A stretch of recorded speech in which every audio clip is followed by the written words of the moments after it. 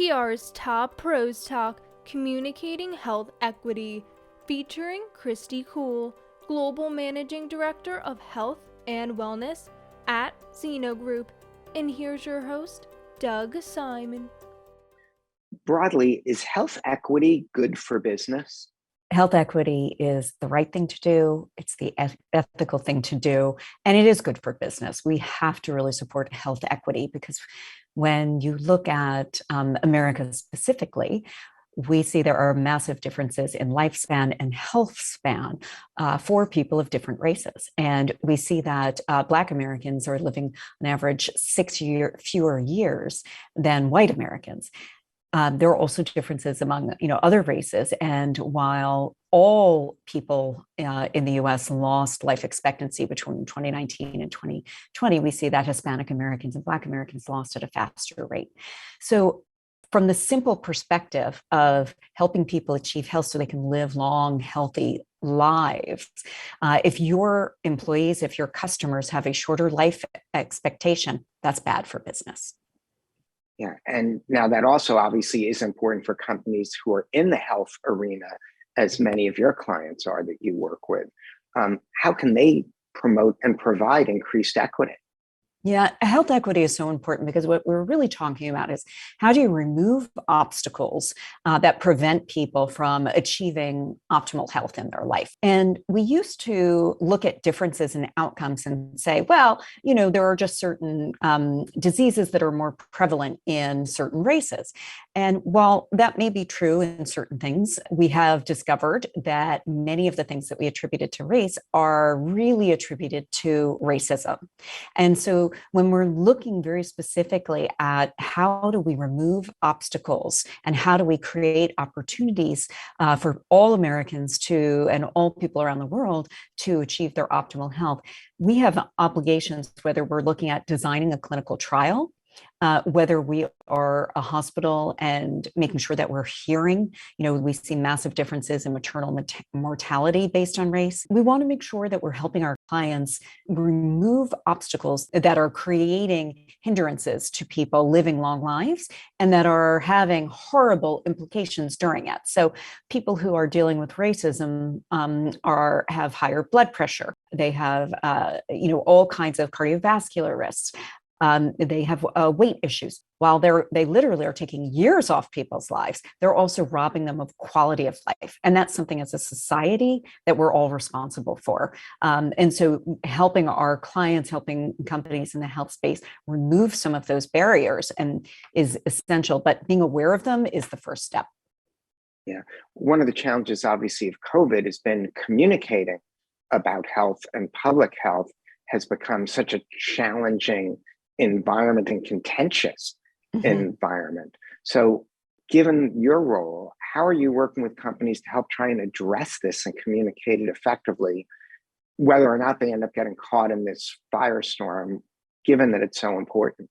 It's a great insight. And really what we have to do is make sure that we are reaching people where they are and how they want to receive information. So people often talk about multicultural marketing. I think that is a bit of a misnomer because we live in a world that's multicultural. So any audience you're trying to reach, you want to do a lot of research. We are very driven by data. So we dig deep into what do the data tell us? How do people want to receive information? What is it they're looking to learn?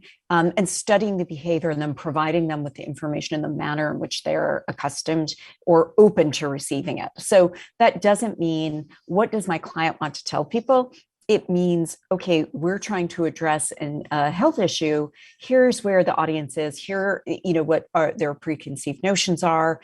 Here is, the person who's going to be the decision maker generally in that audience. And then what information do they need? You mentioned COVID, and we saw very specifically that people who said, as soon as there's a vaccine, I'm getting vaccinated.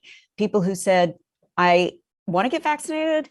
I first want to see, how do people do? And then I'll get vaccinated. And then the third audience of, there's no way I'll get vaccinated. They all did what they said they were going to do, right? The people who predicted I'll get it right away did. The people who said, let me wait and see, they waited, they saw, okay, it's going well, they got vaccinated. And the people who said there's no way I'll get vaccinated didn't. And so, that's a great lesson for us as well, because we have to think about what is the emotional component of the communications that we're doing, as well as the scientific and intellectual. Yeah, and there's also a risk, I would think, to treating every different group based on a label as homogeneous when they're clearly not. There's huge differences within. What are some approaches you take to strategize? And are clients open? I'm sure, I think they would be, to these kinds of discussions. Yeah, I think that people are very aware, in the health space. Not even too long ago, maybe 20 years ago, people used to be identified by their disease state. People used to say things like, oh, an epileptic or a diabetic. We would never say that now. There are humans, there are people living with ALS, there are people living with epilepsy, there are people living with diabetes. It doesn't define who they are. It's not an identifier, even though every company today is a health company because of the world and the environment in which we live.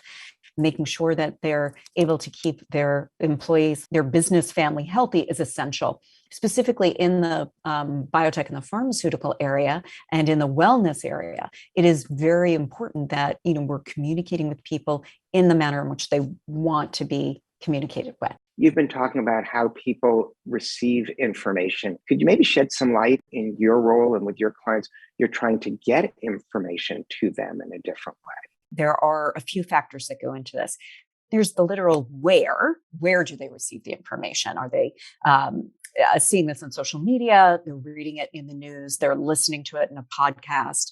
But there's also the who. Our clients often are doing work with the exact patient types that they are going to be speaking with. So having panels, having boards where you're getting the input of people who have lived experience. It's really important that some information come from the company.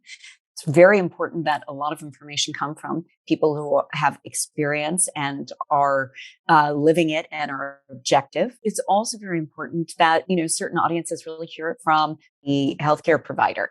And certainly within the healthcare provider, there are different audiences within that, the pharmacist, the nurse, the physician, and they all have a role to play in this. So while it used to be that, a pharmaceutical company would just put the information out there and think the science speaks for itself, that's really outdated. And we know, first of all, the science doesn't speak for itself. But second of all, we have an environment today where people do not have a relationship with the company that makes a life-saving medication. People will talk a lot about their doctors. You'll hear people who have cancer and they love that physician because they know that physician, but they may not know the name of the medication they were on, that maybe that immunotherapy that changed their lives and helped them beat a horrible disease. And so we do want to try to create those bonds and create the relationship so that there is a two-way conversation there. Yeah, and we are actually seeing from the media itself that they're looking more to speak to people who are at the companies than third-party spokespeople. So it almost seems like the doctor-patient combination, one that's historically been used, is probably still going to be there. Another piece that I should bring up is that you have a law degree. And I do. There's so much talk in healthcare about regulatory, what you're allowed to say. I've had my own bias that regulatory is an excuse for bad PR. Not everyone loves that who does health communications, but can you still do good communications within the legal framework? And what are things that you really need to keep top of mind? What we do have to think about is making sure that we understand medical, legal, and regulatory are assessing risk. They're not the enemy. What they're doing is assessing risk for the company. The reason we have guideposts there is to say we don't want to make claims that are misleading, are confusing, aren't helpful, that would make people have inappropriate expectations. And so it's really important to have those. At the same time, we don't want to get into that sort of legal paralysis where we are going to be protected if we're using this complex language. That's not great. We want to have, we've talked about health equity, but health literacy is important.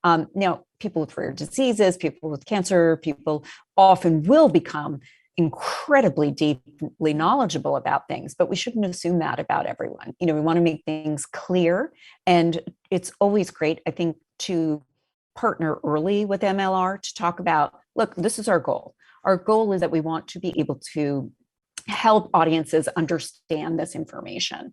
And here are some of the ideas we're thinking about. What guidelines can you give us?